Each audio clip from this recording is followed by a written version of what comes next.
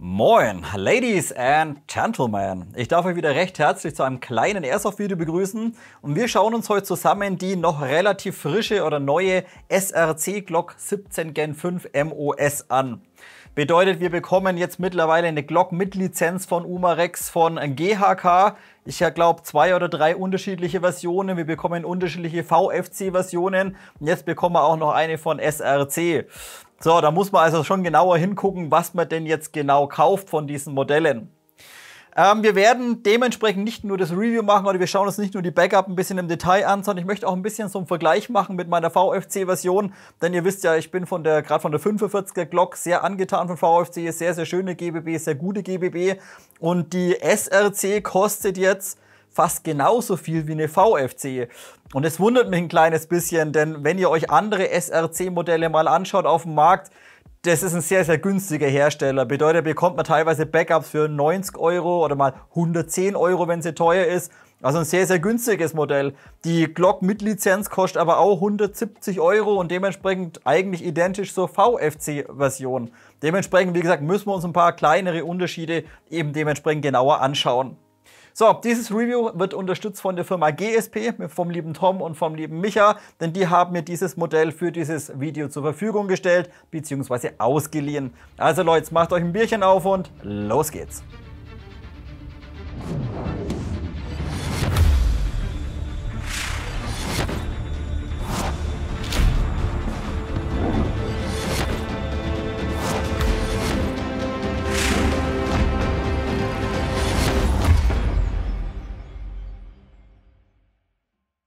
Dann lasst uns dieses Video erstmal wieder mit dem Lieferumfang und mit den technischen Daten beginnen. Daten blende ich euch drüben ein, nichts was großartig abweicht oder vielleicht interessiert es jemanden, schaut es euch an. Vielleicht für den einen oder anderen schon mal wichtig, das Modell hat natürlich kein Gewinde vorne im Auto oder im Lauf drin. Bedeutet, ihr könnt hier weder Tracer noch Schalldämpfer-Attrappen daran verwenden. Und der nächste Punkt, was da auch schon hier vorne sieht, das Modell kommt standardmäßig mit einem CO2-Magazin. Bedeutet, die Backup ist für CO2 ausgelegt.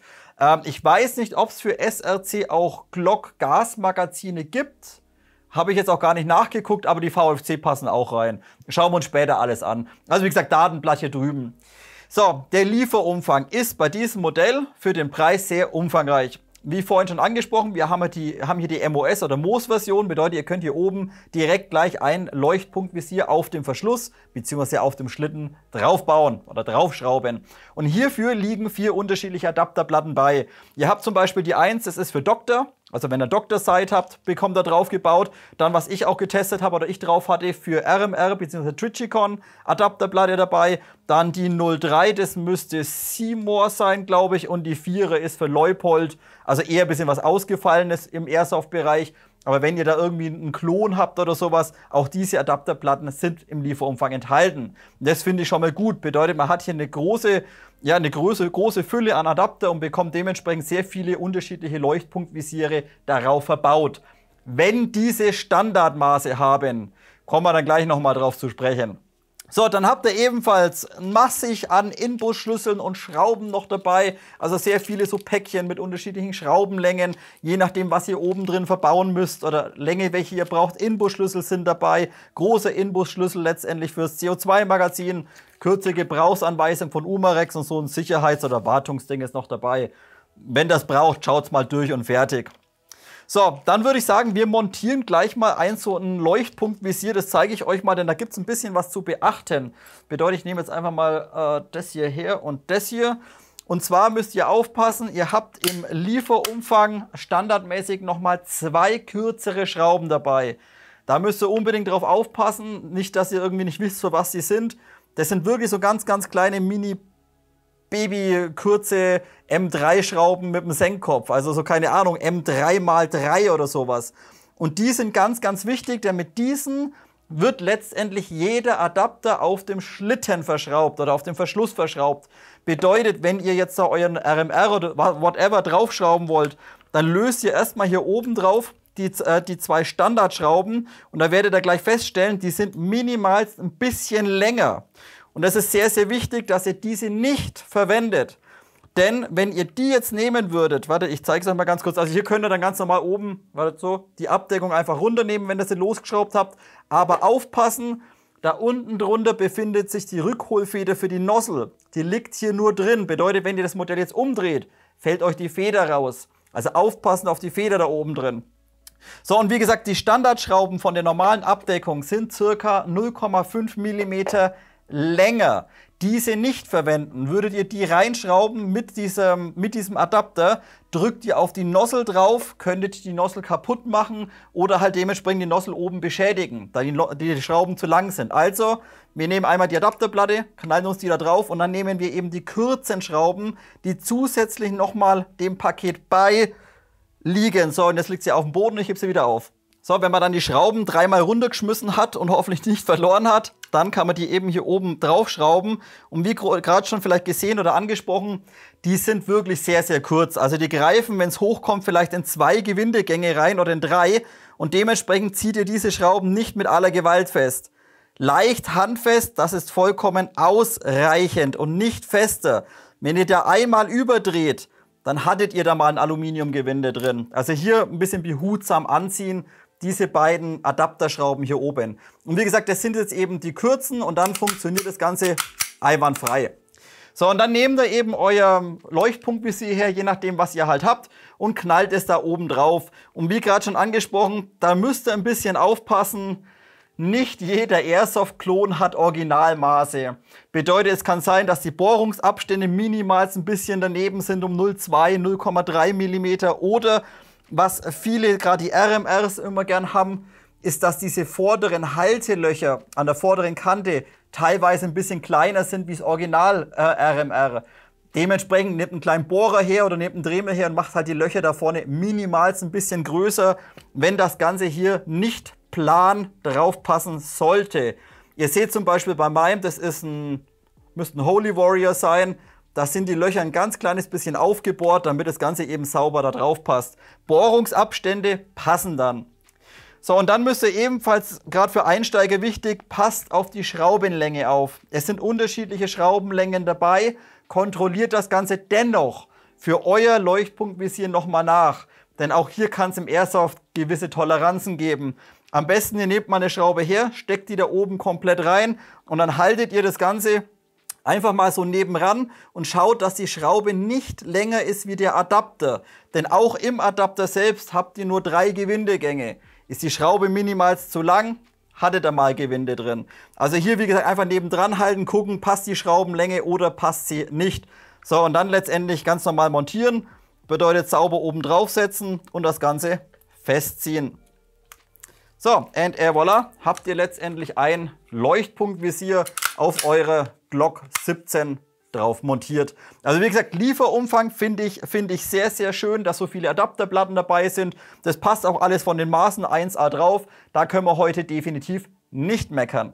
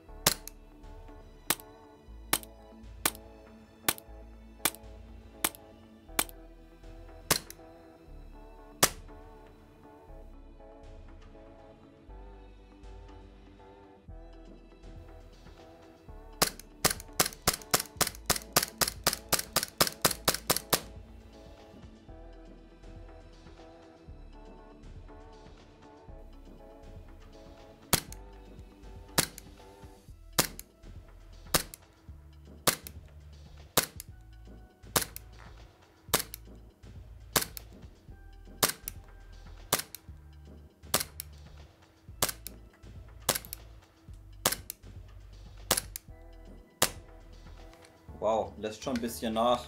Machen wir vielleicht noch mal eine Ladung.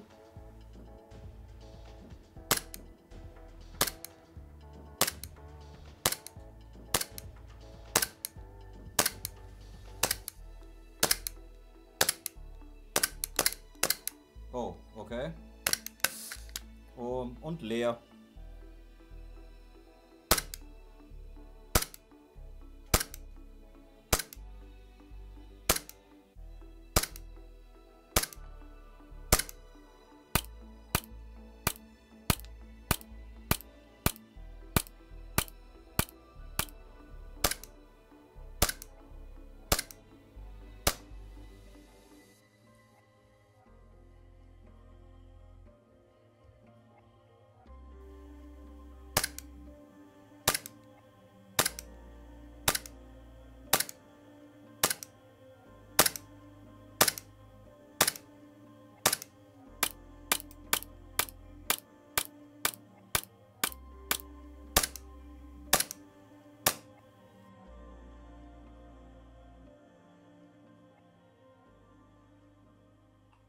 Dann lasst uns anschließend gleich weitermachen heute mit den allgemeinen Informationen und mit den ganzen Punkten, was mir jetzt aufgefallen ist, was die SRC sehr gut macht und was die SRC leider auch schlechter macht wie die VFC-Variante.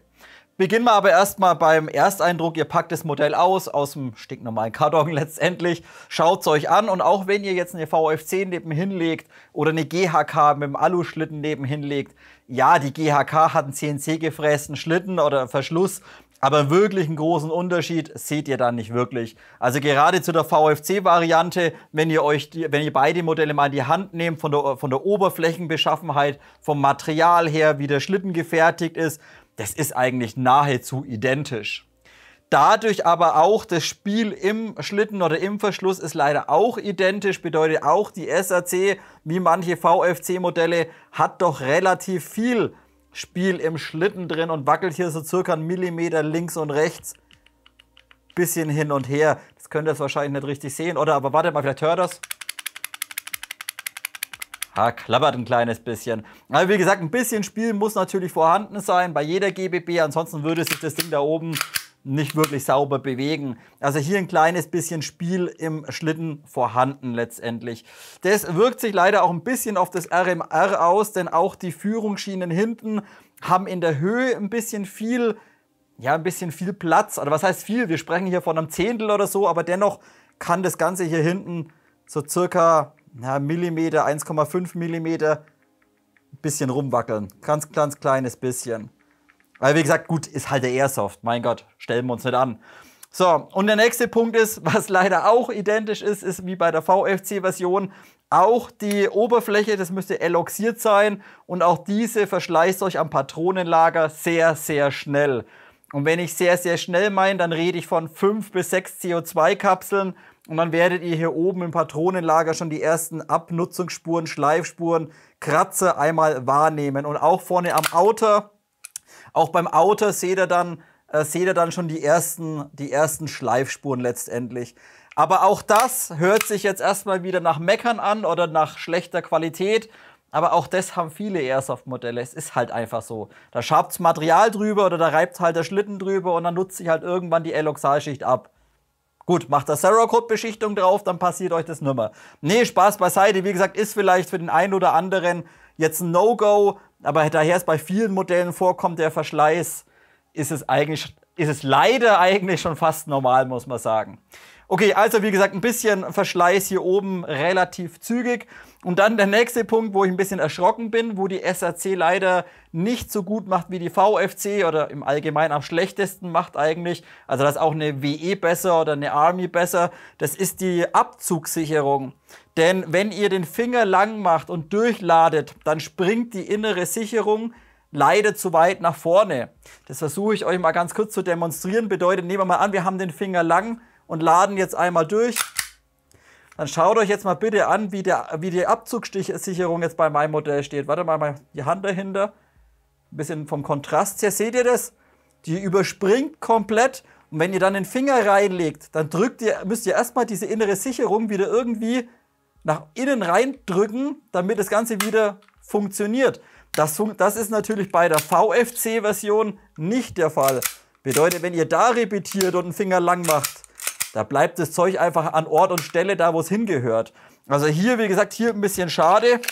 Da fand ich, in dem Punkt Abzug, fand ich die VFC nochmal etwas besser. das Abzugsgewicht ist nahezu identisch und beide Abzüge sind auch schön kurz und knackig.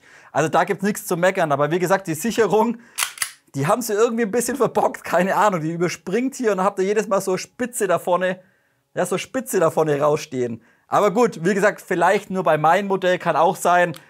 Ist vielleicht am Montag zusammengebaut worden, wer weiß. Auf jeden Fall hier, das ist mir halt aufgefallen, der Punkt. Ansonsten, wie gesagt, Oberflächenbeschaffenheit, Griffigkeit, alles exakt wie bei VFC auch. Also da nimmt man absolut keinen Unterschied wahr.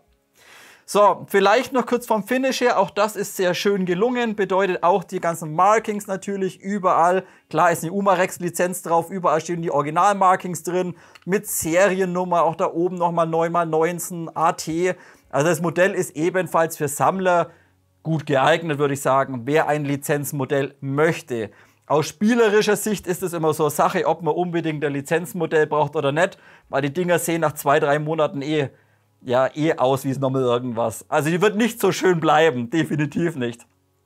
So, dann natürlich vielleicht für Einsteiger oder wer jetzt die Unterschiede nicht weiß, das ist eben eine Gen 5, bedeutet wir haben vorne auch den abgerundeten Schlitten. Wenn ihr sie holstert, ist ein bisschen schöner wie bei den älteren Generationen. Also Verschluss oder Schlitten hier vorne abgerundet und ihr habt natürlich ebenfalls den Verschlussfang bzw. Schlittenfang ebenfalls vom Schützen aus auf der rechten wie auch auf der linken Seite. Also dementsprechend ist die aktuelle Generation, oder sind die neueren Generationen eben auch für Linksschützen etwas optimiert. Das war bei den älteren Modellen eben nicht der Fall.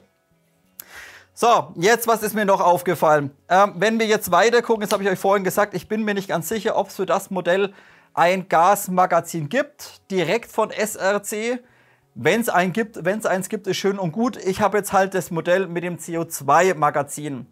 CO2 finde ich, muss man mal ein bisschen aufpassen. Also im Sommer finde ich CO2 definitiv als schlecht, würde ich euch nicht empfehlen. Damit macht ihr meistens die Modelle kaputt. Wenn es draußen ein bisschen kühler ist, sage ich mal, unter 8 Grad oder unter 5 Grad, ja, dann ist CO2 ja super Sache, denn es funktioniert natürlich besser wie im Propangas. Aber wie gesagt, gerade bei wärmeren Temperaturen so viel Druck da drin, dass ihr gerne mal dass die GBBs im Allgemeinen mit CO2 einfach deutlich schneller kaputt gehen und deutlich schneller verschleißen. Hat immer ein bisschen einen Vor- und Nachteil. CO2 kickt natürlich deutlich stärker, bedeutet, das Ding hat einen unheimlich hohen Rückstoß, wenn ihr sowas braucht, im Vergleich zu Propan, aber der Verschleiß nimmt entsprechend auch zu. So, und jetzt wollte ich noch auf einen Punkt eingehen, das Magazin. Das Magazin hat leider bei mir, wenn es kühl wird, ein kleines Problem. Bedeutet, wenn das Ganze ganz normal ist, Zimmertemperatur oder Raumtemperatur, wenn ich jetzt anfange schneller zu feuern, dann fängt das Magazin irgendwann an oder fängt das Ventil irgendwann an zu zischen. Das dauert dann so eine Minute, hört man ungefähr ein Zischen und dann fängt es wieder an abzudichten. Wenn man sehr, sehr schnell feuert, schießt ihr normal, passiert das aber nicht. Auch das weiß ich natürlich nicht, ob es ein allgemeines Problem ist oder dass es nur bei mir vorgekommen ist. So, also knallen wir mal ein Magazin rein, ein bisschen CO2 müsste noch drin sein vom Testen. Und dann, wie gesagt, CO2 und das Ding kickt unheimlich.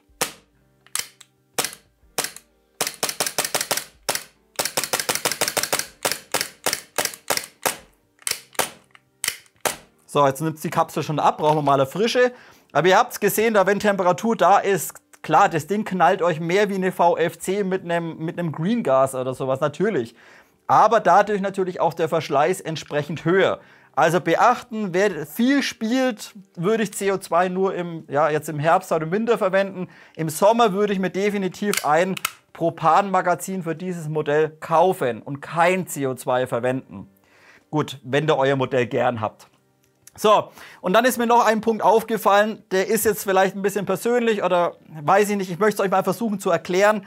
Der Magazinauswurf bei meinem Modell ist von allen Backups, die ich bisher hatte, am schlechtesten. Oder der fühlt sich einfach irgendwie mistig an. Ich kann es euch schlecht erklären, aber wenn ihr das Magazin lösen wollt, dann habt ihr kein, oh cool, jetzt zischt es so ein bisschen, dann habt ihr kein, wie soll ich sagen, ihr habt keinen Federdruckpunkt, dass ihr einfach den einfach reindrückt und dass es sauber federt, sondern das fühlt sich so an, als würdet ihr kontinuierlich gegen Kunststoff dagegen drücken und den Kunststoff verbiegen. So fühlt sich das an. Also ihr drückt und ihr habt auch keinen sauberen Druckpunkt, sondern ihr drückt und drückt und drückt und irgendwann löst sich's halt dann mal das Magazin. Also der fühlt sich irgendwie ganz, ganz weird an, der Magazinauswurf. Wie gesagt, das ist bei der VFC, da habt ihr da so einen schönen Druckpunkt, zack, und das Zeug flutscht einfach raus. Und da fühlt sich der von der SRC, wenn ihr Wert auf sowas legt, der fühlt sich irgendwie strange an. Also der ist erstens mal sehr hart und wie gesagt, es fühlt sich nicht nach einer Feder an, sondern es fühlt sich einfach an, als würdet ihr gegen irgendeinen Bleistift der Gehe drücken und das umbiegen oder so. Also der könnte noch ein bisschen schöner sein, finde ich. Wie gesagt, gerade Vergleich eben zu einer VFC-Variante. Dann noch ein kleiner Punkt, falls es auch wieder Neulinge oder Einsteiger zuschauen. Aufpassen, ich spreche immer von VFC. Die VFC gibt es aber, glaube ich, nicht, oder gibt es sie schon? Nee, gibt es noch nicht als MOS. Bedeutet, das Modell, was ihr hier vorne seht, das ist zwar eine VFC, der Schlitten ist aber ein CNC-Schlitten von Boom Arms. Denn auf der Original VFC G45 bekommt ihr standardmäßig kein Leuchtpunktvisier drauf. Also nicht denken, ja, ihr sucht jetzt irgendwie eine VFC MOS oder so. Gibt's, glaube ich, nicht. Gibt es bloß von SRC oder von GHK? Weiß ich nicht. Müsste ich gucken. Okay, so viel zum Thema Allgemeines. Wie gesagt, ansonsten nahezu identisch. Ganz normale Glock. Brauchen wir, glaube ich, so nicht weiter drüber sprechen. So Leute, dann machen wir auch heute noch ein paar kleine Nahaufnahmen zu der SRC Glock. Die letzten Aufnahmen sind jetzt circa eine Woche her. Mir sind noch zwei kleine Punkte aufgefallen, die werde ich jetzt hier einfach nur ergänzen. So, dementsprechend erstmal ganz kurz nochmal, wie gesagt, Nahaufnahmen. Schaut euch das Modell an, wie vorhin schon angesprochen. Von den Externals her, von der Beschichtung, von der Verarbeitung, eigentlich nahezu kein Unterschied festzustellen zwischen VFC und SRC. Bedeutet, das Griffstück oder der Frame ist schön aus Polyamidkunststoff. Die Oberflächenstruktur ist identisch, auch vom Griff, von der Rauheit her, vom Material, alles exakt identisch.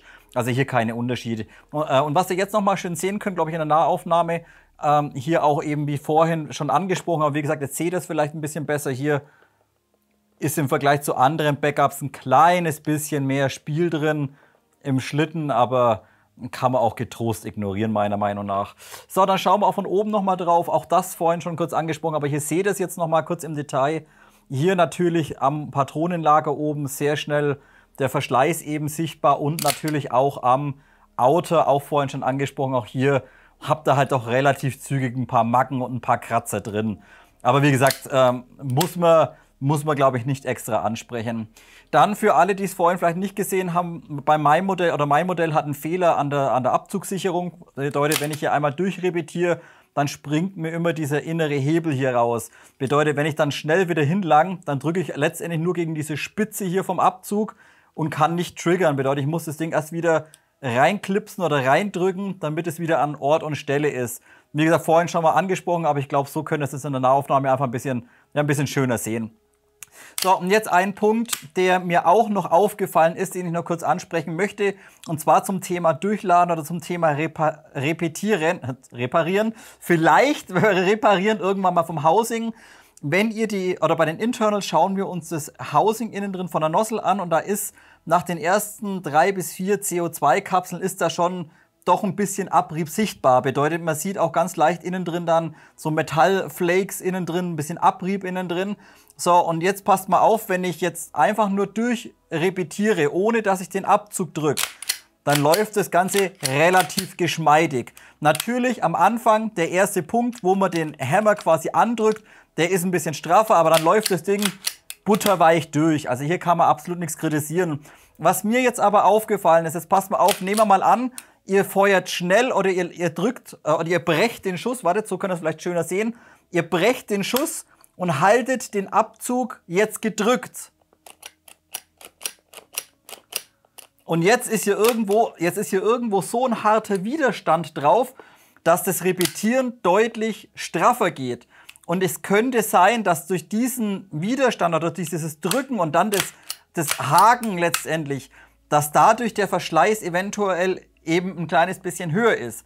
Würdet ihr jetzt sofort den Abzug wieder kommen lassen, dann läuft das Ganze wieder butterweich und lässt sich einfach repetieren. Aber haltet ihr den Abzug gedrückt und mit je mehr Gewicht oder mit je mehr Kraft ihr den Abzug haltet, desto schwergängiger geht der Verschluss oder der Schlitten. Bedeutet, wenn ich hier wirklich mit ein bisschen Kraft den Abzug halte und gedrückt lasse, dann ist es mir eigentlich fast nicht möglich, hier einmal durchzuladen, weil das Ganze irgendwo reibt oder hängen bleibt.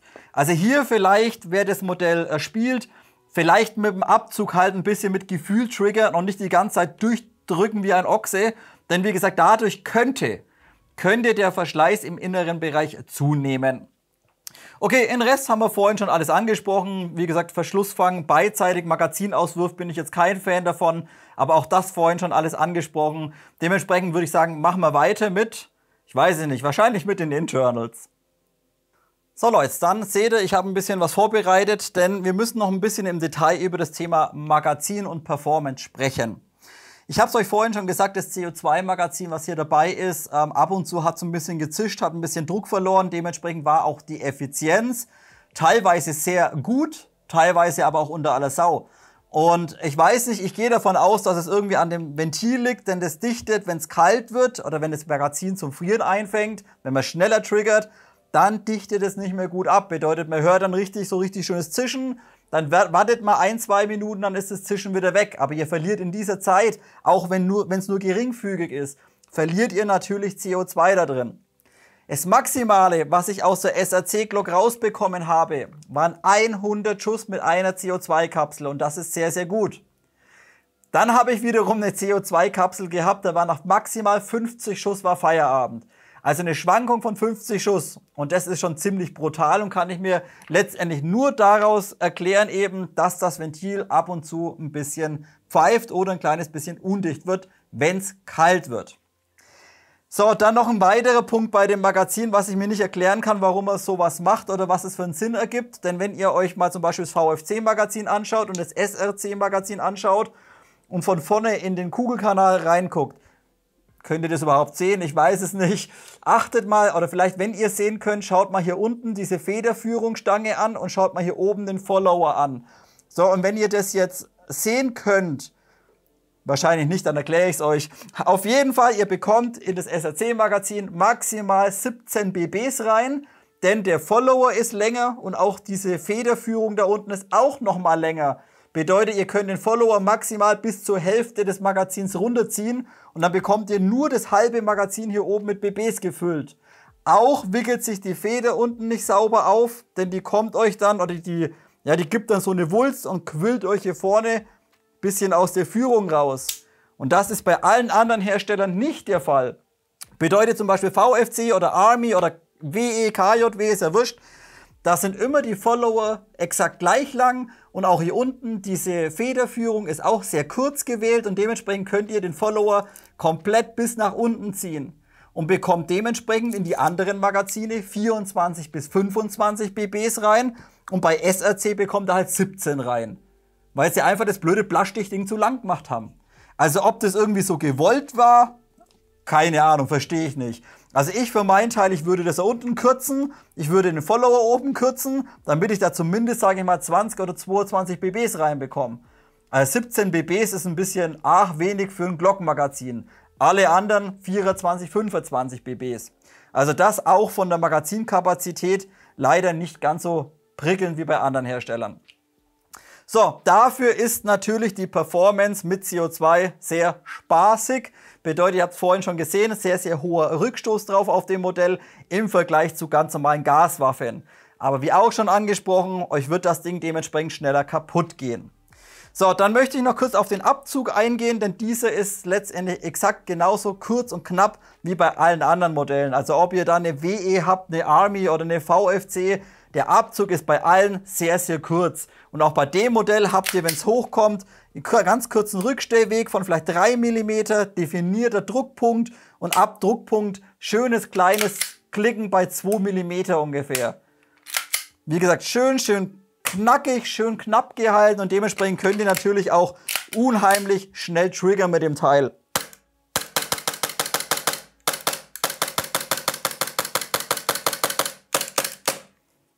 Also das funktioniert schon sehr gut, muss man sagen.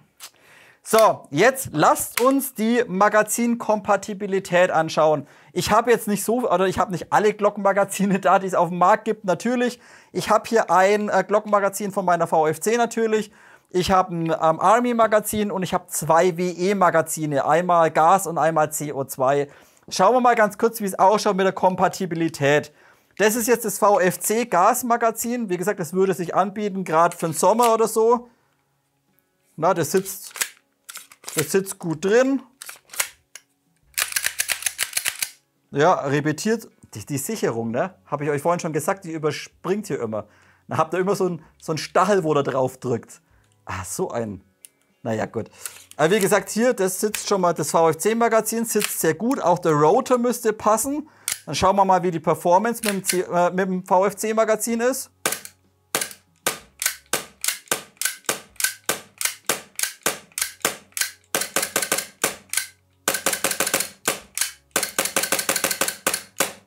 Einwandfrei, würde ich sagen. Also wenn ihr schon VFC-Magazine zu Hause habt oder eben für den Sommer Propan-Magazine, Gasmagazine oder ihr eben ein Magazin für den Sommer sucht, VFC funktioniert schon mal sehr, sehr gut. So, dann habe ich hier eins von Army Armament aus der wie heißt das Ding? R17, glaube ich. Oh, das wird nach oben, klemmt es ein bisschen. Aber rein bekommen wir es auch wieder raus. Ja. Gut, würde ich jetzt rein von der Passgenauigkeit her, würde ich es vielleicht nicht unbedingt empfehlen. Naja, obwohl. Ja, es sitzt, also wenn ihr schon 3 Stück daheim habt, natürlich, sitzt auf jeden Fall sauber drin. Ah, es sitzt zu hoch, okay. Also Army Armament bekommt da zwar rein, aber das sitzt zu hoch, das Magazin. Bedeutet, die Nozzle kann nicht mehr über den Gas Rotor drüber rutschen. Dementsprechend bleibt der Schlitten einfach hängen oder klemmen dementsprechend. Also Army Armament, nein, passt nicht.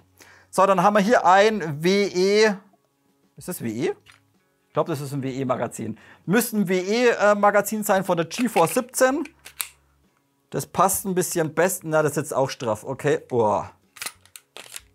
Das ist genauso wie bei Army Armament. Unten flutscht es total leicht rein.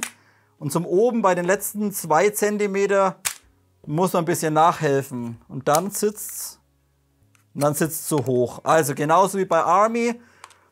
Nein, WE passt leider auch nicht rein. Und dementsprechend wird wahrscheinlich auch das CO2-Magazin auch nicht gut passen.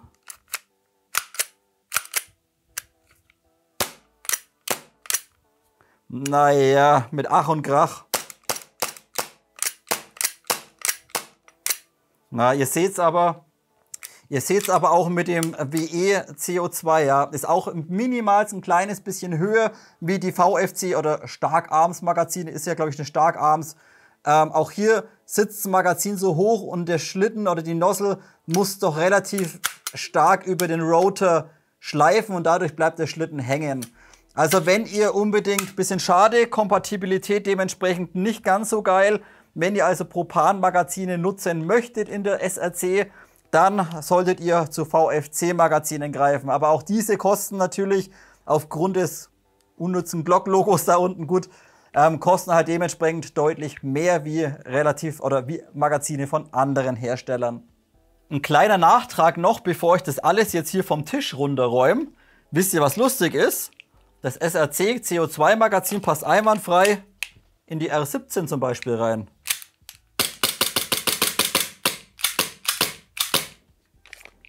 Also auch wenn ihr eine R17 im Winter mit CO2 spielen wollt, das ist die Kapsel gleich leer, aber das arretiert sogar, schaut mal, arretiert sogar, ist die Kapsel leer. Aber wie gesagt, das würde auch in der R17 funktionieren. Cool, gut zu wissen. So, machen wir weiter. Gut Leute, und bevor wir jetzt das Ding dann gleich auseinanderkloppen und mal unter die Haube schauen, ganz kurz noch zum Thema Hop-Up. Das kombiniere ich ein bisschen, denn das werde ich auch beim Thema Demontage, werde ich es euch noch mal zeigen, woran es liegt. Und zwar sämtliche Kugeln, oder was heißt sämtliche, 02, 025 und 03, höher bin ich gar nicht gegangen, sind immer nach rechts weggedriftet und für 03 hatte ich überhaupt gar keinen Hop drauf. Bedeutet erstmal, werdet ihr das dann sehen bei der Demontage, der Tensioner steht standardmäßig so. Also der drückt nicht gerade, sondern der steht schräg und baut dann auf der rechten Seite ein bisschen mehr Druck auf wie auf der linken und dadurch habt ihr eine leichte Rotation oder Fehlrotation, dadurch eben der Drall nach rechts rüber. Dementsprechend hatten auch schon andere Modelle, keine Frage. Wenn das bei euch auch der Fall sein sollte, Tensioner rausmachen, ein bisschen nachbiegen, dass er gerade ist, dann habt ihr diesen Drall eben nicht mehr. Was ich allerdings noch sehr komisch fand, das zeige ich euch eben jetzt dann auch gleich, egal wie viel Hop ich draufgegeben habe, auch über das Rädchen, der Tensioner hat sich so gut wie null bewegt. Also der ist nahezu exakt an der gleichen Höhe stehen geblieben. Und dementsprechend hat es bei 0,25 Gramm auch keinen Unterschied gemacht, ob ich jetzt ein Maximum Hop geschossen habe oder mit 0 Hop. Also hier bewegt sich irgendwie der Tensioner, entweder verklemmt es sich irgendwie ein bisschen oder irgendwie funktioniert es mit diesem Rädchensystem nicht anständig. Dementsprechend war es mir eigentlich wirklich nur gut möglich zu schießen mit maximal 0,25 Gramm, wenn man den Rechtsdraht oder wenn man den Tensioner ein bisschen nachgebogen hat. So, jetzt schauen wir uns das Ding eben mal unter der Haube an. Bevor wir uns dann die Komponenten im Inneren genau anschauen, beziehungsweise die Internals, nehmen wir das Teil einmal auseinander. Wird gerade wieder für Einsteiger vermutlich interessant sein, wenn man doch mal was nachschmieren oder nachfetten möchte oder gegebenenfalls ein verschlissenes Bucking tauschen möchte. Geht letztendlich genauso wie bei allen anderen Modellen. Bedeutet, wenn ihr euch das Video jetzt anschaut, könnt ihr genauso eine WE auseinandernehmen, eine VFC auseinandernehmen oder eine KJW auseinandernehmen. Sind letztendlich vom Aufbau her alle exakt identisch. Also erstmal muss der Verschluss runter, der Schlitten, Zerlegehebel hier vorne links und rechts parallel runterdrücken. Also einmal repetieren, dann haltet ihr einfach einen Verschluss hinten, hier vorne runterdrücken und dann einfach kommen lassen, das Ding. Dann könnt ihr das Ganze nach vorne ganz easy abziehen. Jetzt können wir beim Schlitten oder beim Verschluss die Schließfeder, die Recoil Spring rausholen. Einfach hier nach vorne drücken, einmal nach oben raus das Ganze. Ebenfalls hier vorne noch diese Pufferscheibe aus Kunststoff. Liegt hier vorne einfach nur drin, ebenfalls raus. Und auch die Hop-Up-Kammer zusammen mit dem Outer können wir ebenfalls direkt entnehmen. Nozzle Housing ist bei dem Modell nur mit einer Schraube letztendlich gesichert. Das ist eine Kreuzschraube hier hinten drin. Diese komplett einmal entfernen. Und dann können das gesamte Nozzle Housing zusammen mit der Nozzle nach oben rausziehen. Bisschen aufpassen, der Auszieher oder der Fake-Auszieher, der fällt immer mit raus, dass euch der nicht irgendwie auf den Boden fällt oder sowas und ihr den verliert. Wie gesagt, liegt dann später nur hier drin. Und hier oben aufpassen, die kleine Feder für die Nozzle oder die Rückholfeder für die Nozzle liegt hier oben in der Führung drin. Das haben wir uns vorhin schon angeguckt bei der Montage von diesen RMR-Platten hier oben oder eben Red Dot-Platten. Wie gesagt, auf diese kleine Feder hier aufpassen und auch bei der Montage aufpassen. Später wieder die Feder hier in die Nut reinlegen, ganz nach vorne drücken, damit hier hinten eben noch Platz ist für die Nozzle.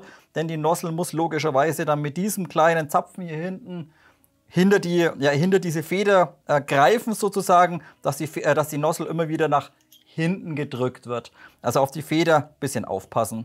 So, und damit wäre letztendlich der gesamte Verschluss auch schon zerlegt. Beim Frame oder beim Griffstück machen wir gar nicht so viel. Ich möchte euch dennoch den einen oder anderen Punkt zeigen. Dementsprechend nehme ich jetzt für das Video letztendlich nur mal hinten das Hammer Housing raus. Das geht wie folgt. Habt ihr ganz normal hier hinten eine kleine Schraube. Die löst ihr einmal vollständig und dann sitzt im Griffstück hinten noch ein Pin drin. Der muss ebenfalls raus. Und das ist einmal diesen hier, den einfach einmal rausklopfen. So, Pin einmal raus, auf die Schraube aufpassen, auf die kleine und aufpassen seitlich am Housing, genau. Ist die Feder jetzt weggeflogen oder habe ich sie noch? Oh, wo ist jetzt die scheiß Feder hin? Ah, hier, Gott sei Dank. So, aufpassen hier, ich zeige es euch mal ganz kurz. Wer schon mal eine Glock hatte, wird es wissen, aber für Einsteiger aufpassen. Hier seitlich habt ihr eben diesen Locker dran, der quasi das Ventil oder den Firing Pin wieder frei gibt sozusagen, läuft hier hoch und runter und liegt nur in dieser Führung drin und von unten kommt diese kleine Feder dagegen. Quasi hier unten wird die dann reingepopelt. Da aufpassen eben, wenn ihr das Ganze rauszieht, dann springt euch gern die Feder hier weg und auch das Teil fällt euch raus, also da ein bisschen drauf aufpassen. So, und den Rest lasse ich letztendlich komplett montiert. Wie gesagt, wenn ihr noch weiter demontieren wollt, ihr könnt hier noch den Pin rausmachen, hier vorne die Schraube raus, dann könnt ihr das alles rausziehen. Passt aber auf die Federn, die Feder hier vom Abzugsgestänge, die nicht überdehnen. Also wenn ihr die irgendwie wieder rausbaut und aufpassen auf die Feder vom Verschlussfang, die liegt hier seitlich unten drin, dass ihr die wieder korrekt einmal einlegt. Solltet ihr das vollständig auseinandernehmen, müsst ihr aber im Regelfall nicht. Vielleicht noch einen kleinen Punkt zum Thema Hop-Up-System, wenn ihr mal ein neues Bucking braucht oder vielleicht doch mal eine neue Hop-Up-Kammer oder whatever. Gerade für Einsteiger aufpassen, diese Hop-Up-Kammern, die werden hier nur in den Outer reingepresst oder überdrückt sozusagen. Bedeutet, ihr werdet euch vielleicht wundern, wie bekomme ich denn bitte schön diese Hop-Up-Kammer hier aus dem Outer raus oder aus dem Lauf raus? Das geht ja gar nicht. Ihr müsst letztendlich nur hier mit einem kleinen flachen Schlitzschraubendreher hier zwischen reingehen und das Ganze ganz leicht ein bisschen aufbiegen. Das ist wirklich nur minimal und dann könnt ihr von vorne mit dem Daumen die Hop-Up-Kammer nach hinten drücken und dann letztendlich aushaken. Und bei der Installation geht ihr genauso vor. Ihr führt das Ganze rein, schaut, dass der hier hinten so weit oder so tief wie möglich unten liegt und dann presst ihr das Ganze letztendlich bloß einmal drüber. Klack und dann schnappt es wieder ein. Und so bekommt man eben diese Hop-Up-Kammern bei diesen ganzen Glock-Verschnitten oder Glock-Modellen einmal auseinander. So, zack. Wenn ihr Hop-Up-Kammer auch auseinanderbauen wollt, einfach diese beiden Schrauben hier öffnen. Da kommen wir später noch dazu. Wenn ihr sie wieder zusammenbaut, die Schrauben nicht festdrehen, sonst könnt ihr euer Hop-Up nicht mehr einstellen. Wie gesagt, erkläre ich euch dann, wenn wir beim Thema Hop-Up angekommen sind. Dann lasst uns ein paar Worte über die Internals verlieren oder über den inneren Aufbau und die Qualität, was mir aufgefallen ist. So, der erste Punkt ist vom Aufbau innen drin letztendlich exakt genauso wie bei jedem anderen Hersteller. Also ob ihr da jetzt eine KJW auseinanderbaut und euch anschaut oder eine VFC, die Starkarms, die sind rein vom Aufbau her ja so gut wie identisch, beziehungsweise der mechanische Ablauf ist exakt gleich, nur die Bauteile weichen hier und da von dem einen oder anderen Hersteller ein bisschen ab. Hier zum Beispiel bei der SAC war es mir nicht möglich, ein anderes Hammer-Housing oder eine andere Hammer-Unit einzusetzen. Bedeutet, hier passt weder die von meiner VFC hinten rein, da läuft der Schlitten nicht, und genauso von meiner KJW passt hier auch nicht rein. Bedeutet, wenn ihr da mal Ersatz brauchen solltet, ein Ersatzteil von dieser SRC, weiß ich leider aktuell nicht genau, zu was das kompatibel ist. Wie gesagt, KJW passt nicht, ist nicht kompatibel und VFC ist auch nicht kompatibel. Müsste man mal gucken, ich glaube KJW müsste Standard Marui sein, aber daher das nicht passt, könnte es auch sein, dass Standard Marui auch nicht kompatibel ist. Also hier, wie gesagt, müsst ihr euch dann mal schlau machen, vielleicht kann das irgendjemand herausfinden, zu was das Ganze kompatibel ist. So, ansonsten ist innen drin auch hier, wie bei allen anderen Herstellern, vom Abzugsgestänge und vom Verschlussfang alles gleich. Bedeutet, Abzugsstange hier ist natürlich komplett aus Stahl gefertigt und natürlich auch der Verschlussfang jetzt hier in der Gen 5 natürlich beidseitig nutzbar und ebenfalls halt aus Stahlblech gefertigt. Ansonsten brauchen wir darüber nichts ansprechen, da innen drin, das ist alles Standard, wie man es einfach kennt. Wie gesagt, alles in Ordnung, auch qualitativ in Ordnung. Man sieht auch hier jetzt da nicht irgendwie, dass der Kunststoff innen drin schlecht ist oder so oder ja schlecht gefertigt ist. Das läuft alles sauber, da können wir absolut nicht schimpfen, das ist tipptopp. Magazinhalter habe ich, glaube ich, vorhin schon angesprochen. Der könnte besser sein, beziehungsweise der ist bei allen anderen Herstellern ein bisschen besser wie bei der SRC. Also der ist relativ bescheiden umgesetzt. Genauso wie die Abzugssicherung hier vorne drin ist auch bei VFC ein kleines bisschen besser. Aber ansonsten von den Innereien her und vom Aufbau her natürlich genauso wie bei allen anderen. Ihr dürft ja auch nicht erwarten, dass ihr hier irgendwie Stahl drin habt, ne? Das ist natürlich alles komplett aus Zinkguss, wie bei jedem anderen letztendlich auch. So, wo wir allerdings ein bisschen drauf achten oder ein bisschen drauf schauen müssen, ist die Kombination aus der Hammer Unit. Da können wir vielleicht ganz kurz drüber sprechen. Die Hammer Unit selbst natürlich Gehäuse aus Zinkguss gefertigt. Der Hammer und dann der Ansteuerungszapfen auf dem Hammer. Wartet, ich zoome noch ein bisschen. Quasi hier das kleine Dreieck hier, was dann quasi das Housing mitnimmt sozusagen. Hier, diese beiden Teile sind aus Stahl gefertigt, also der Hammer selbst und diese Ansteuerung hier seitlich. Die restlichen Komponenten und die restlichen Ansteuerungsteile beziehungsweise mechanischen Teile, wie zum Beispiel der Disconnector, seitlich der Locker zum Beispiel, das ist dann wiederum komplett aus Zink gefertigt und nicht aus Stahl. Also es ist keine vollständige Stahl-Hammer-Unit, aber zumindest der Hammer ist zumindest schon mal aus Stahl. So, und hier möchte ich zwei Punkte kurz ansprechen. Das Ding läuft erstmal ohne weitere Probleme. Wenn ihr aber das Ding mal umdreht und was ich vielleicht vorhin auch schon kurz angesprochen habe, das Ventil steht ein bisschen zu weit raus vom Magazin, auch wenn man es wirklich mit Ach und Krach reinknallt ins Magazin. Also ihr könnt es reinschrauben bis Anschlag, das steht ungefähr 0,1 bis 0,15 mm ein bisschen zu weit raus.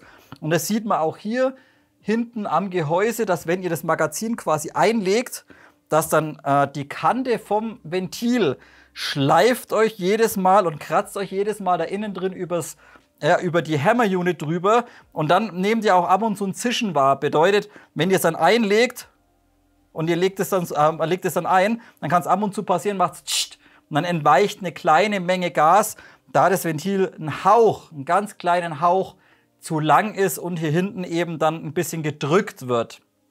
Auch was ihr von vorne seht, warum, finde gut, er ist groß genug, aber wäre auch aus Stahl besser gewesen. Der Firing Pin ist auch hier nur aus Zink. Und Zink ist einfach ein relativ weiches Material. Wenn ihr natürlich hier jetzt CO2 auf dem Ventil drauf habt, dann ist natürlich der Widerstand, den der Hammer braucht oder der Firing Pin braucht, um das Ventil zu öffnen, deutlich höher, wie wenn ihr ein ganz normales Propan-Magazin habt. Bedeutet, es kommt mehr Last auf den Hammer und es kommt mehr Last auf den Firing Pin drauf. Da das Ganze natürlich auch ein bisschen stärker gefedert sein muss. So, und wenn ihr euch jetzt den Firing Pin anschaut, der ist wie gesagt nur aus Zink und der könnt ihr euch irgendwann mal hier vorne ein bisschen platt werden. Bedeutet, ihr seht auch hier, wo er eben den Druck aufbaut, da nutzt sich halt bis jetzt die Beschichtung ein bisschen ab. Da er eben recht weich ist vom Material, könnte der nach einer Zeit sich ein bisschen abnutzen. Irgendwann kann es dann halt mal passieren, wenn ihr auf Dauer CO2 spielt, dass ihr eventuell mal irgendwann einen neuen benötigt. Ansonsten, wie gesagt, läuft alles reibungsfrei. Wo ihr ein bisschen aufpassen müsst, was mir passiert ist, der untere Pin, der den Disconnector drin hält und die Feder hier spannt sozusagen vom Firing Pin, der hat sehr viel Spiel in der Bohrung. Bedeutet, wenn ihr da mit dem Magneten vorbeifahrt, dann kann es passieren, dass der ganze Pin einfach rausspringt und dann fliegt euch die Feder und der Disconnector fliegt euch einfach raus.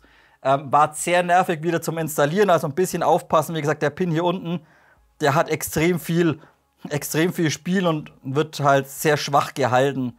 Hätten sie vielleicht auch noch rändeln können auf einer Seite oder so. Aber wie gesagt, im Regelfall ist das Zeug verbaut, da kann der natürlich nicht rausrutschen oder sowas. So, und dann kommt der zweite Punkt bei den Internals. Wie gesagt, hier vorne guter Kratz, halt ein bisschen, schleift so ein bisschen. Jetzt aber der Punkt mit dem Nozzle Housing. Wenn ihr euch das Nozzle Housing anschaut, zusammen mit der Nozzle, ist das Ganze natürlich sehr, sehr klein, da im oberen Bereich eben das RMR Platz finden muss. Bedeutet, wenn das Ding so rum drin sitzt im Schlitten oder im Verschluss, kommen von oben die Schrauben mit dem RMR rein. Und wie vorhin schon angesprochen, passt auf, dass ihr dann hier oben drauf wirklich die kürzeren Schrauben verwendet, die im Lieferumfang mit dabei sind. Also die separaten Schrauben, nicht die längeren, die standardmäßig verbaut sind.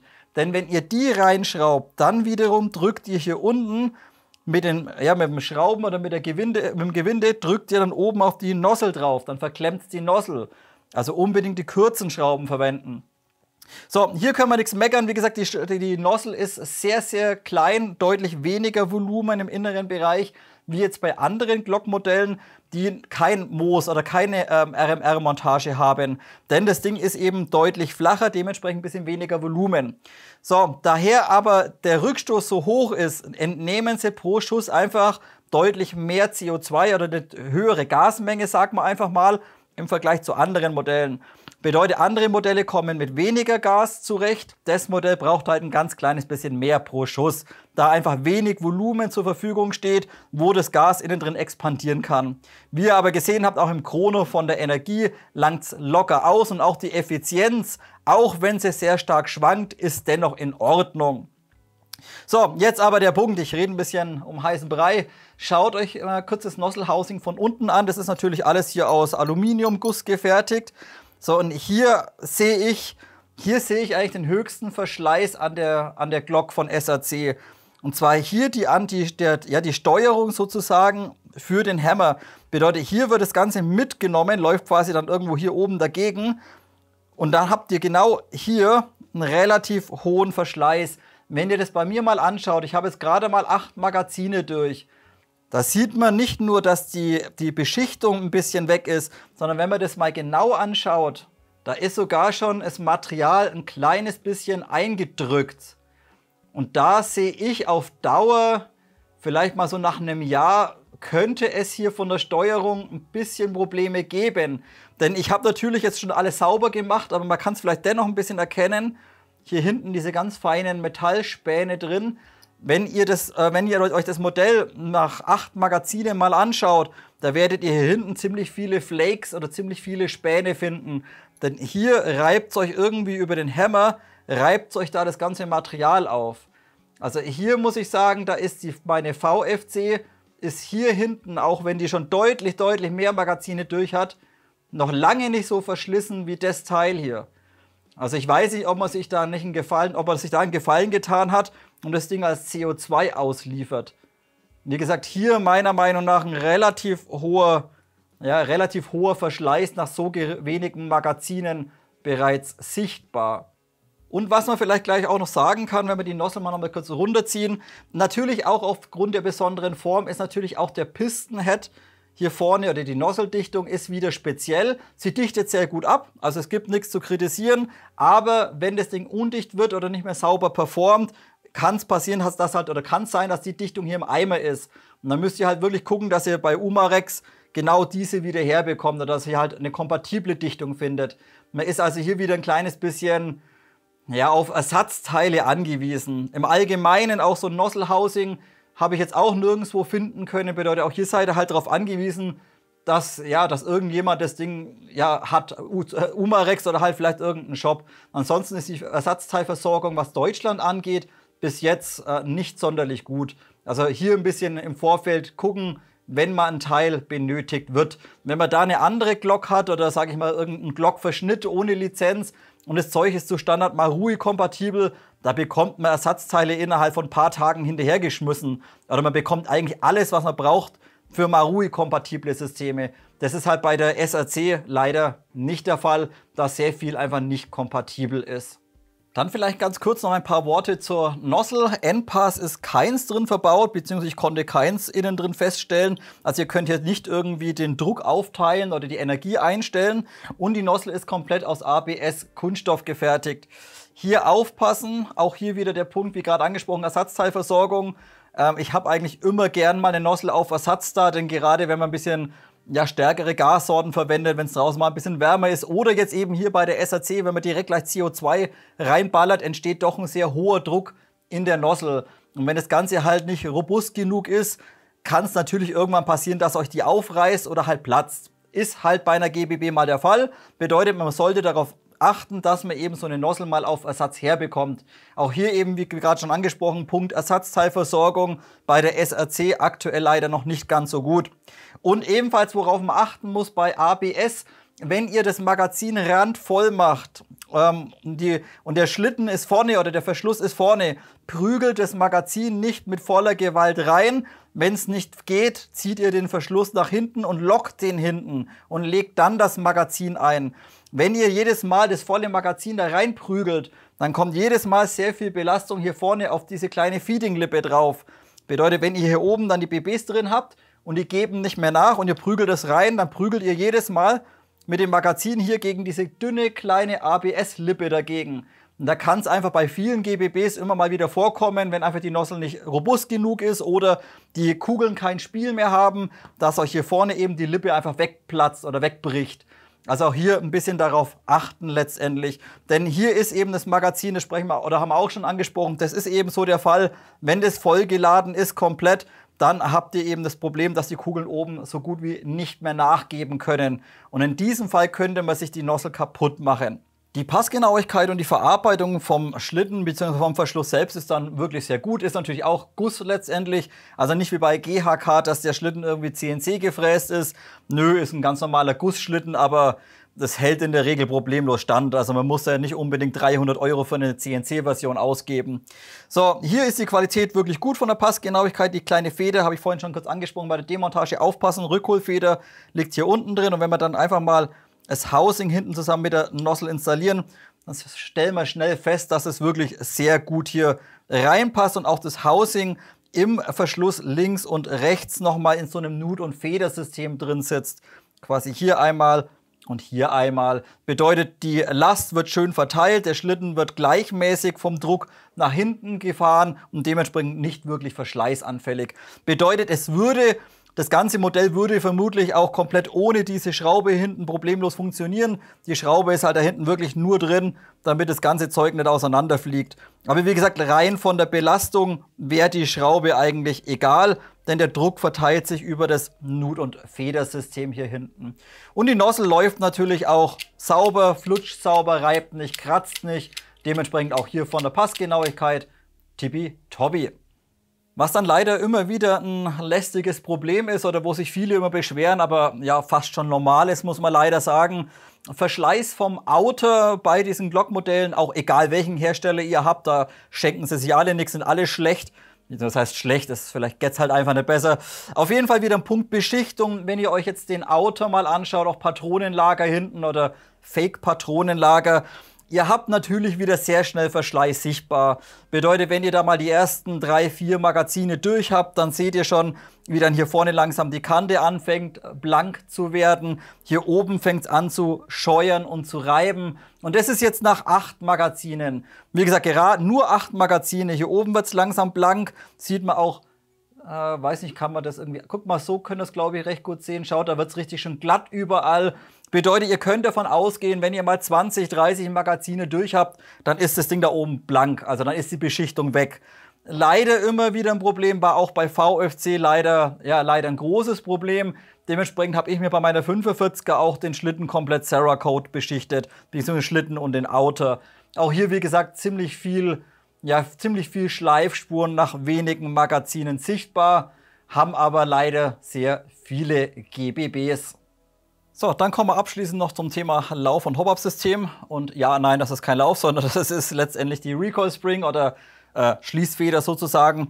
Nur hier ganz kurz ein paar Unterschiede. Der Aufbau ist cool.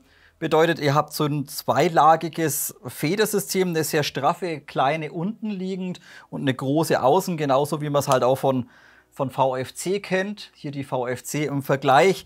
Nur hier der Punkt, hier ist wirklich alles komplett aus ABS-Plaste bei der SAC-Version. Bei der VFC ist das nicht der Fall, wie man das hier sehen kann, aber da kommen wir gleich beim Thema Hop-Up nochmal drauf zu sprechen. Also hier, wie gesagt, hier für ein bisschen ABS-Kunststoff verwendet ist okay, aber das Federsystem selbst ist super und auch der Verschluss oder der Schlitten schließt sehr schnell und wird nicht irgendwie träge oder sowas, weil die Feder zu straff ist oder zu schwach ist. Also das passt wunderbar, ist schön ausbalanciert. So, jetzt kommen wir zum Thema Hop-Up. Hop-Up an sich vom Aufbau her ist es Standard, also nicht ganz so geil wie bei VFC. So, was ihr hier seht, ist eben so ein Standard-Hop-Up-System, ja, wie man es bei anderen Modellen auch kennt. KJW zum Beispiel, WE zum Beispiel, Army Armament, die verwenden alle so ein Hop-Up-System.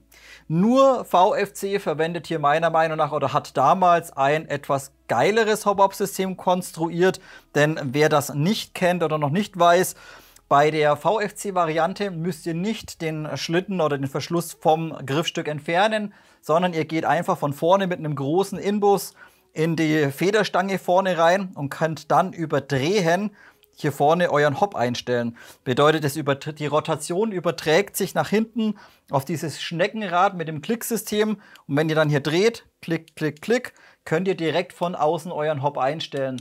Und das hat VFC einfach geil umgesetzt für eine GBB, finde ich mega.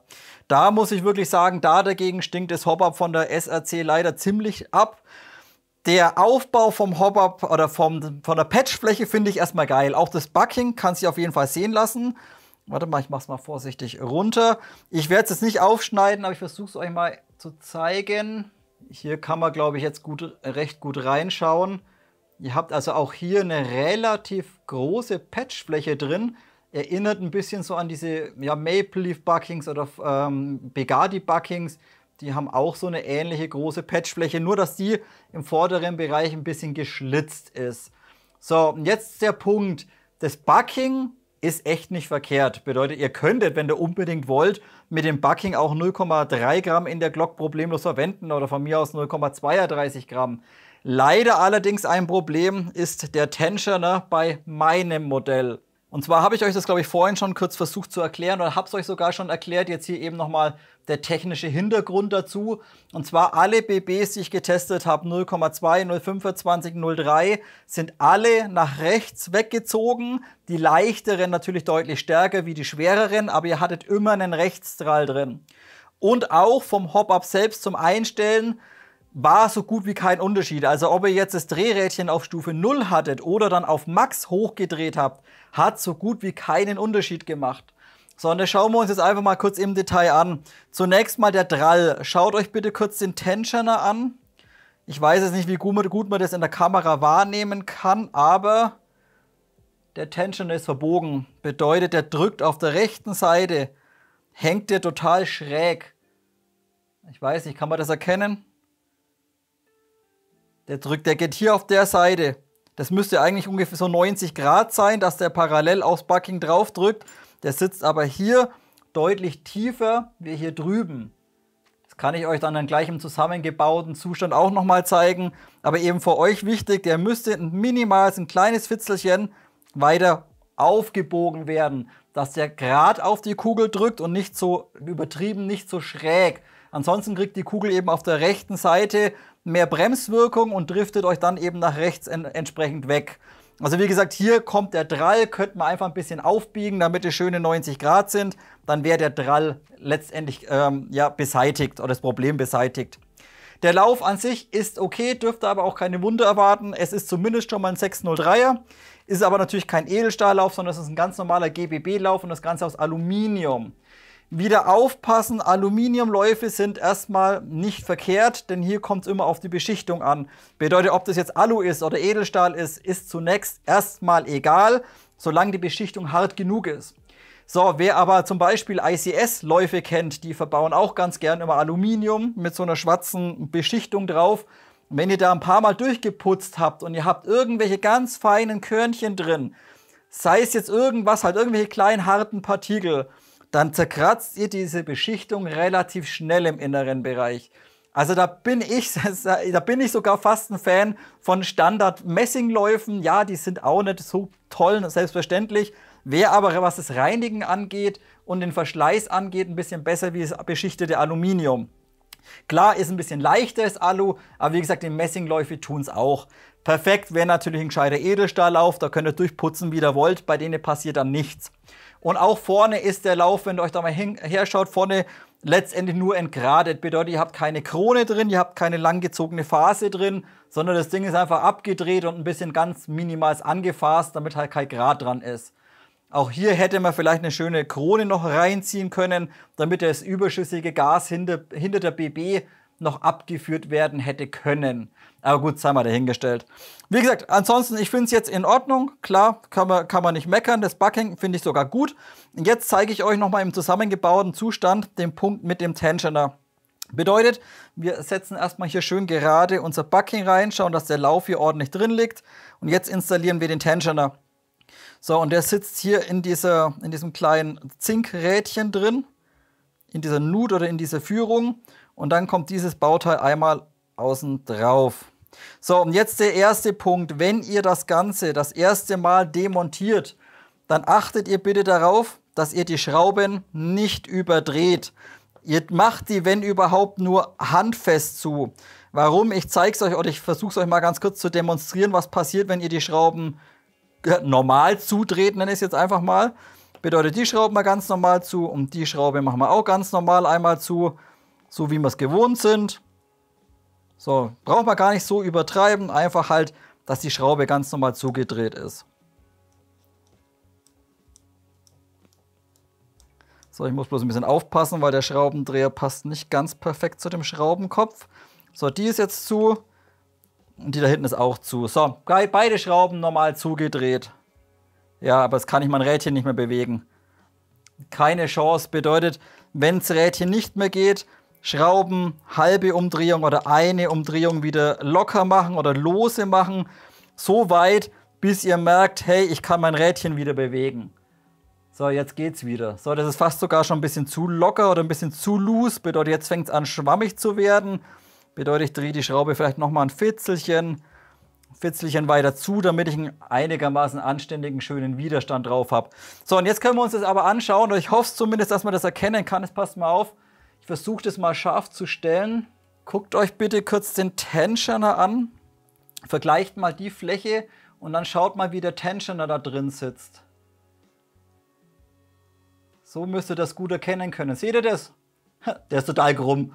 Also der drückt, wie vorhin oder wie gerade schon angesprochen, der drückt einfach auf der rechten Seite, drückt der deutlich stärker.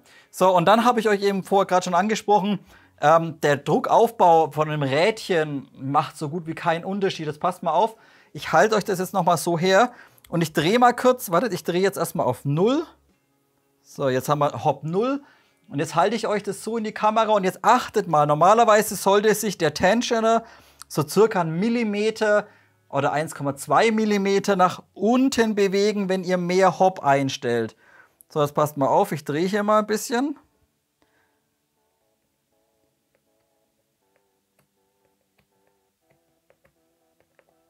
So, Anschlag, das war's. Das ist ein bisschen arg wenig, was der Tensioner hier zurücklegt. Auch wenn ihr das vergleicht, wenn ihr von hinten reinschaut, die Patchfläche bewegt sich eigentlich mit dem Drehen des Rades so gut wie null. Also ihr könnt da keinen Unterschied feststellen, ob ihr jetzt Hop drauf habt oder kein Hop drauf habt. Also hier ein Tensioner-System, wie gesagt, ein bisschen krumm und vom Weg her, weiß ich nicht, vielleicht hätte der ganze Tensioner vielleicht noch mal ein Fitzelchen weiter runter müssen, damit einfach die Patchfläche ein bisschen stärker gedrückt wird oder sowas. Dementsprechend, wie gesagt, wenn ihr da von Minimum auf Maximum dreht, so gut wie kein Unterschied in der Flugbahn. Kommt natürlich auch wieder auf die Grammatur drauf an, aber ich spreche jetzt hier von 0,25 oder 0,3 Gramm. Wenn ihr natürlich 0,2 in dem Ding reinpackt, dann könnt ihr natürlich Hop einstellen. Also das ist absolut kein Problem, nicht falsch verstehen. Aber wie gesagt, wenn ihr auch seht, das Ding ist verbogen, biegt euren Tensioner gerade oder wenn ihr einen Drall drauf habt auf dem Ding, biegt das Ding parallel 90 Grad, damit der Patch gerade gedrückt wird. Gut Leute, und das soll es für heute schon gewesen sein. Relativ kompakt gehalten, aber was soll ich euch denn noch zu einer GBB erzählen? Habt ihr doch alle schon mal gesehen, oder? So geht es zumindest mir. Also, wie gesagt, machen wir abschließend noch mein persönliches Fazit und eben auch, wie ganz am Anfang angesprochen, auch eben der Vergleich ein bisschen zu den VFC-Modellen, denn die kosten halt fast identisch viel. Also fangen wir mal an, sehr positiv bei der SRC. Natürlich ist es eine MOS-Version oder MOS. Bedeutet, wir bekommen hier oben direkt gleich ein Leuchtpunktvisier drauf montiert. Und das habt ihr auch beim Lieferumfang gesehen, kommen wir gleich auch nochmal drauf zu sprechen. Sämtliche Adapter, die ihr eigentlich benötigt, sind direkt im Lieferumfang mit dabei. Also einmal MOS für Leuchtpunktvisiere ausgelegt, gebe ich den ersten Pluspunkt. Der zweite Pluspunkt, auch die äußere Qualität oder Verarbeitungsqualität, ist eigentlich nahezu auf VFC-Niveau, kann man sagen. Bedeutet, wenn ihr beide Backups nebeneinander legt und euch das Material anschaut, die Struktur anschaut, die Passgenauigkeit anschaut, da müsst ihr schon wirklich genau hinschauen oder mit der Lupe hinschauen oder extrem pingelig sein, dass ihr da irgendwie einen Unterschied wahrnehmt. Also hier muss ich sagen, dafür, dass SRC eigentlich jetzt, wie gesagt, ein relativ günstiger Hersteller eigentlich ist, kann man hier bei dem Modell definitiv nicht schimpfen. Also Verarbeitung, Externals oder äußere Verarbeitung, ein Pluspunkt. Und dann, wie gerade schon angesprochen, der Lieferumfang, der ist vollständig, würde ich sagen. Finde ich gut. Also hier jetzt nicht nur eine RMR-Platte mit oder eine Montageplatte mit reingeballert, dass man halt nur Trijicon montieren kann oder nur RMR, sondern es ist noch Doctor dabei, es ist ein CMOS ist dabei und ein Leupold ist das vierte, glaube ich. Auch wenn man es vielleicht nicht unbedingt braucht, denn gängig ist im Airsoft Doctor oder ein RMR. Das sind die günstigsten Klone und die taugen was und fertig. Aber es ist doch schön, dass alles dabei ist. Es sind Schrauben mit drin, es sind verschiedene Inbusschlüssel mit drin. Also alles, was man braucht eigentlich. Dementsprechend Lieferumfang, ja, top, würde ich sagen, ein Pluspunkt. So, kommen wir zu den Neutralpunkten. Da gebe ich jetzt erstmal den Neutralpunkt Effizienz. Und kann ich heute schlecht beurteilen, denn ich habe es euch gesagt, bei mir schwankt die Effizienz vielleicht je nachdem, natürlich je schneller man triggert, desto beschissener wird die Effizienz, keine Frage. Aber hier war es schon extrem auffällig, dass ich teilweise bis zu 100 Schuss rausbekommen habe, frische Kapsel rein und dann auf einmal nur noch 50 Schuss rausbekommen habe, dann war die Kapsel schon wieder leer. Also entweder bescheißt der CO2-Hersteller und es ist bloß die Hälfte drin, oder aber ich glaube, das wird, oder ich habe es auch euch gezeigt, das Ventil, wenn es kalt wird, dann verliert das Ventil CO2 oder es geht einfach Druck verloren. Also es zischt ganz, ganz minimal, zischt ein bisschen. Und wenn das der Fall ist und ihr das Ding irgendwie geholstert habt oder nicht feuert, ist halt Mist, weil ihr verliert einen Haufen CO2, dann schießt er wieder und kann es passieren, dass das Ding leer ist. Ist halt wieder Thema Auslassventile oder Gasventile oder CO2-Ventile können leider immer wieder mal undicht werden. Nicht nur bei diesem Modell. Muss man damit leben. Also wie gesagt, Effizienz, Neutralpunkt kann sehr gut sein. Wenn es ein bisschen kühler wird oder wenn das Ventil genauso ist wie bei meinem Modell, kann sie aber auch eher im mittleren Niveau sein oder eher schlecht, muss man sagen. 50 bis 100 Schuss schwankend. So, und dann habe ich mir sehr viele Punkte notiert. Das fasse ich ein bisschen zusammen und zwar Thema Kleinigkeiten. Da habe ich mir so eine kleine Liste gemacht. In diese Kleinigkeiten, weil eben im Vergleich zu VFC was ich jetzt als neutral betrachte und wo ihr selbst entscheiden müsst, ja, ist okay oder nee, lass mal stecken. Das ist der eine Punkt, was mich unheimlich stört. Wenn man repetiert, dass die Sicherung oder die Abzugssicherung innen drin nicht an ihrem Platz bleibt. Die springt dann einfach raus und wenn ihr dann schnell wieder an den Abzug hinlangt, dann drückt ihr einfach auf die Spitze vorne von der Sicherung drauf, weil sie eben nicht hinten bleibt. Bei allen anderen Modellen hatte ich das noch nie. Also egal ob eine VFC, eine WE oder eine Army, da funktionieren die Sicherungen. Kann auch ein Montagsmodell sein, weiß ich nicht. Wie gesagt, ich spreche es einfach an, dementsprechend neutral. So, der nächste Punkt, Magazinauswurf oder Mag-Catch ist bei dem Modell ebenfalls grausam, habe ich euch versucht zu erklären. Ihr habt keinen sauberen Druckpunkt, wo ihr sagt, ihr drückt einfach einen Knopf gegen eine Feder, zack, ihr drückt den Knopf rein, Magazin fällt raus, nein, sondern ihr drückt drauf und dann habt ihr einfach einen kontinuierlichen Druckpunkt und drückt und drückt und drückt und drückt und drückt und irgendwann fällt halt das Magazin raus. Also es fühlt sich irgendwie komisch an, das bin ich nicht gewohnt. Wie gesagt, ich habe es euch versucht damit zu erklären, als würdet ihr gegen einen weichen Kunststoff den verbiegen wollen. Genauso fühlt sich der Magazinauswurf an. Also irgendwie ein bisschen strange. Dementsprechend, wie gesagt, kann auch bei meinem Modell liegen, weiß ich nicht, gebe ich einen Neutralpunkt. Dann füge ich ebenfalls hinzu, Abrieb am Housing. Natürlich jede GBB, auch wenn es neu ist, am Housing unten, wo der Hammer entlang läuft, klar, da reibt's, da scheuert's Material, logisch, sollte da mal schmieren. Also auch hier hat jede GBB immer einen gewissen Abrieb oder einen gewissen Verschleiß, ganz normal. Aber nach 6 bis 7 CO2-Kartuschen sieht man da hinten teilweise schon die Späne drin oben. Also das reibt extrem stark unten ab. Weiß ich jetzt nicht, wie das auf Dauer aussieht. Und wie ganz am Anfang auch schon gesagt, CO2 hat halt viel Druck, kommt mehr Verschleiß zustande. Und dementsprechend kann es schon sein, dass ihr halt nach einem Jahr vielleicht mal ein neues Housing braucht, weil es komplett durchgrubbelt ist oder abgeschliffen ist. Also ab und zu einfach mal reingucken und schauen, wie die Fläche letztendlich aussieht. Also Verschleiß am Housing ein bisschen höher wie bei allen anderen Glockmodellen. So, das soll es gewesen sein. Genau, also Mag-Release, Abrieb und Sicherung, Kleinigkeiten müsst ihr entscheiden. Dann ebenfalls der Punkt Hop-Up, gebe ich ebenfalls als Neutralpunkt, habe ich euch vorhin angesprochen. Bei mir immer ein Rechtsdrall, egal ob mit 02, 025 oder 03, lag an einem verbogenen Tensioner, habe ich euch gezeigt, habe ich mittlerweile ein bisschen hochgebogen, jetzt ist der Rechtsdrall weg. Aber ein Problem bleibt weiterhin beim Thema Hop-Up, dass der Tensioner bei mir sich kaum bewegt. Also egal, ob ich auf Nullstellung habe oder da Dreh auf Maximum, das Ding bewegt sich vielleicht ein Zehntel runter. Und dementsprechend kann ich gar keinen sauberen Hop irgendwie einstellen. Also wie gesagt, bei mir reagiert der Tensioner oder reagiert das Hop-Up auf Einstellung so gut wie gar nicht. 0,25 kann ich mit 0 Hop oder mit Maximum Hop schießen, macht null Unterschied. Wie gesagt, kann auch ein Montagsmodell sein, weiß ich nicht. Ich spreche es auf jeden Fall an, könnte ein Problem sein. Könnte. So, und der letzte Neutralpunkt gebe ich auf Preis-Leistungs-Verhältnis. Denn, wie gesagt, so SRC, der Hersteller, ist eigentlich ein relativ günstiger Hersteller, bekommt das ja günstige Backups normalerweise. Jetzt habt ihr halt der Glock-Lizenz drauf und jetzt kostet das Ding halt 170 €. Bedeutet, man zahlt halt wieder irgendwo 50, 60 €, dass halt Glock draufsteht. Aber gut, das gar nichts Schlimmes deswegen. Aber ich finde gerade der Vergleich zu einer VFC sollte man sich schon herholen, denn die kostet nahezu identisch oder kostet gleich viel.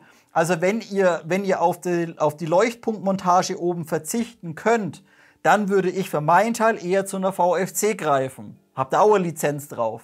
Wie gesagt, die ist von der Qualität, vom Abzug her, vom Magazinauswurf, von den Internals, ist die vielleicht hier und da noch ein bisschen besser wie die SRC-Version, kostet aber gleich viel. Wollt ihr jetzt natürlich unbedingt eine Glock mit einer Leuchtpunktmontage drauf, dann müsst ihr natürlich zu diesem Modell letztendlich greifen. Aber wie gesagt, von der Qualität her kommt die SRC leider nicht ganz an die VFC ran.